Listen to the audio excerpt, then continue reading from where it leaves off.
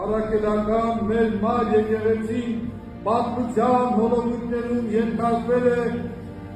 բազում հարձակումների, անցել սոսկալի նեղությունների ու տառապանքների միջով, մարտիրոսվել ու նահատակվել, բայց երբեք հուսահատության գերի չի դարձել, քանզի դիտարկել է, որ ճշմարիտ ազատությունը և բռնությունը Քրիստոսին հնազանդվելու, նրան ապավինելու մեջ է։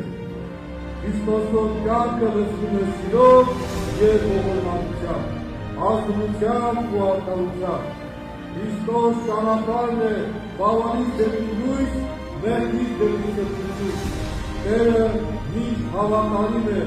հրկելու խոստումներից ու անկումներից մեղսակորից բախում, քանի ինչպես հրճակում է Եզեկ և Մարգարետ, Աստված չի տենչում մեղավորի մահը,